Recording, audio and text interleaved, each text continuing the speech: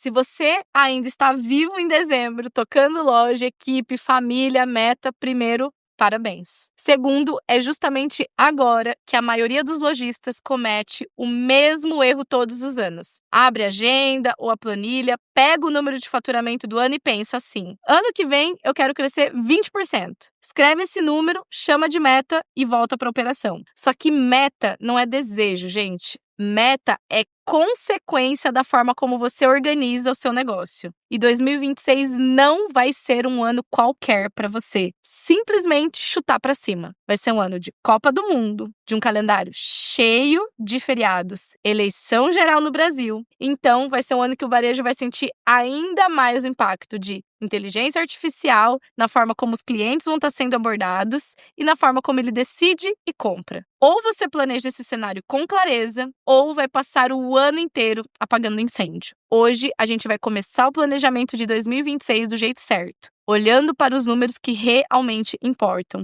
desenhando metas que fazem sentido para a realidade da sua loja e construindo um calendário mínimo de ações para os 3 primeiros meses do ano. Não é planejamento de gaveta, é um planejamento que conversa com a vida real da loja. Então, a gente vai começar pelo que quase ninguém quer olhar: os números de 2025. Antes de escolher quanto você quer faturar em 2026, você precisa responder a 3 perguntas simples. Primeiro, quanto que a sua loja faturou de verdade em 2025?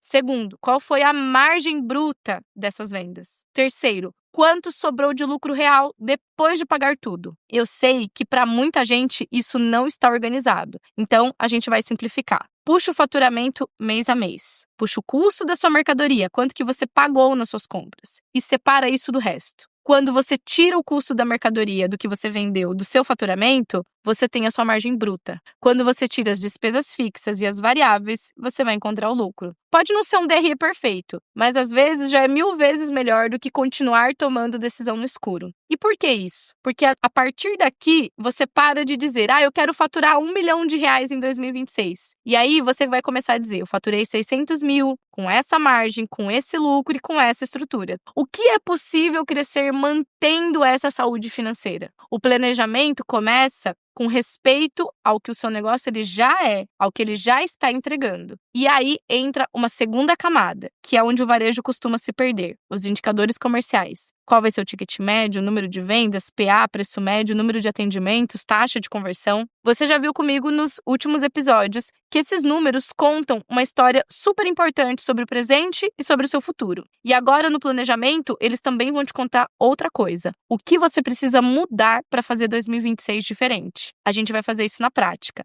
Imagina que a sua loja faturou R$600 mil em 2025. O seu ticket médio, então, foi de R$200. Isso significa que você fez aproximadamente 3 mil vendas no ano. Se você decidir crescer 20% em 2026, você está querendo dizer que vai sair de 600 mil para 720 mil. E aí tem 2 perguntas. Esse crescimento ele vai vir de onde? De mais vendas? De um melhor ticket médio? De uma combinação dos dois? É assim que a gente para de escrever números bonitos e começa a fazer uma conta de gente adulta. Se você mantiver o ticket médio de R$200, você vai precisar de 3.600 vendas no ano. Se você conseguir trabalhar o ticket médio e aumentar ele para 220, você vai precisar em torno de algo de 3.280 vendas. Percebe como que as coisas começam a ficar mais concretas? A meta, ela deixa de ser quero crescer e vira: eu preciso vender tantas vezes com tal ticket médio. E é exatamente isso que a gente faz todos os dias dentro do IndicaView, a ferramenta que os alunos do Indica Base usam para acompanhar meta, ticket, número de vendas e entender em tempo real o que o mês está pedindo da loja. Só que meta anual sozinha não serve para nada.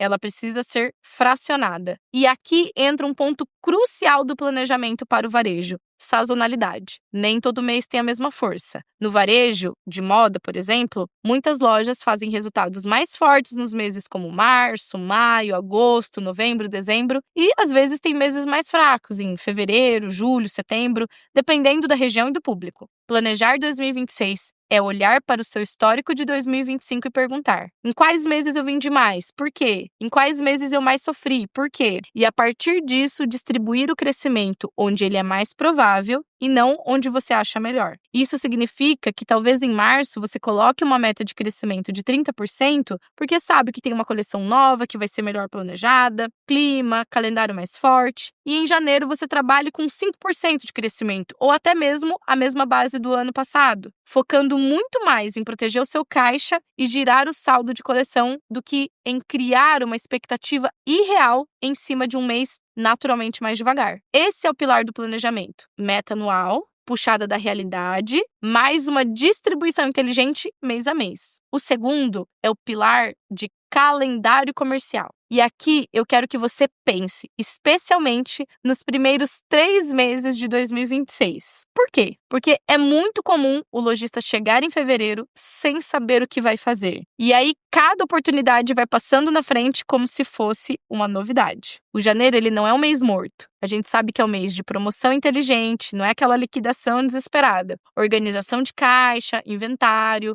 limpar esse estoque do que não pode entrar muito pesado no ano novo. Preparação de terreno para as campanhas que já começam a aquecer em fevereiro, que a gente sabe que tem carnaval, volta às aulas, retomada de rotina, muita gente abrindo carteira depois dos gastos de final de ano. E em março a gente sabe que em muitas lojas é o mês que o cliente vai renovar o guarda-roupa para o dia a dia, começa a coleção de outono, ajusta, né, a rotina novamente. Então, se você entra em janeiro sem saber quais serão as suas 3 ou 4 campanhas principais do trimestre, você já vai começar 2026 no improviso. Então, eu quero que você anote 3 perguntas para desenhar o seu calendário mínimo. Primeiro, quais serão as principais campanhas da minha loja de janeiro a março? Promoção, lançamento de coleção, cápsula, ação com os melhores clientes, algo específico de volta às aulas? Segundo, qual é a meta comercial que cada campanha precisa ajudar a bater? Aumentar o número de vendas, aumentar o ticket médio, girar uma categoria de produto específica, limpar tamanho encalhado? Terceiro, que capacidade operacional eu tenho para executar essas campanhas?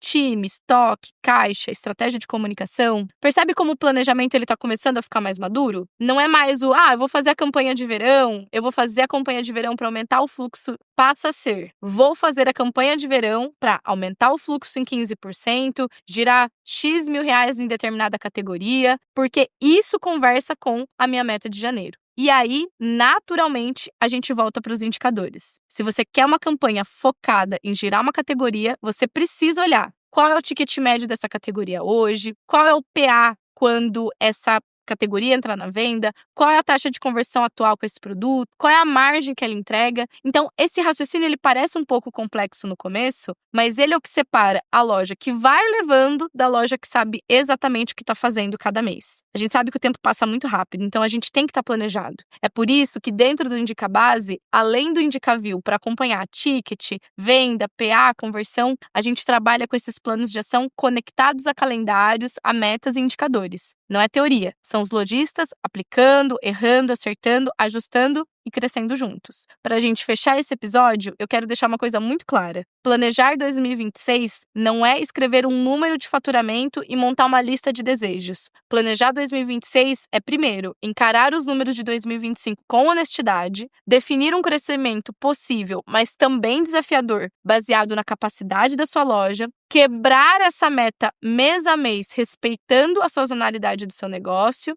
e desenhar pelo menos as campanhas focadas no primeiro trimestre. Com isso, a gente vai conectando essas campanhas aos indicadores que a gente já aprendeu a ler. Ticket médio, número de vendas, PA, preço médio, taxa de conversão e número de atendimentos. No próximo episódio, a gente vai completar esse raciocínio falando da parte que muita gente foge de planejamento: estoque, custo, caixa e pessoas, porque não adianta planejar faturamento se você não souber quanto pode investir em cada compra, quanto a sua estrutura realmente suporta e como o fluxo de caixa vai se comportar nesse ano tão desafiador. Então, já deixa o seu like, se inscreve no canal e me conta aqui nos comentários. Você já definiu a meta de faturamento da sua loja para 2026 ou ainda está naquele depois eu vejo? Te vejo na próxima terça-feira.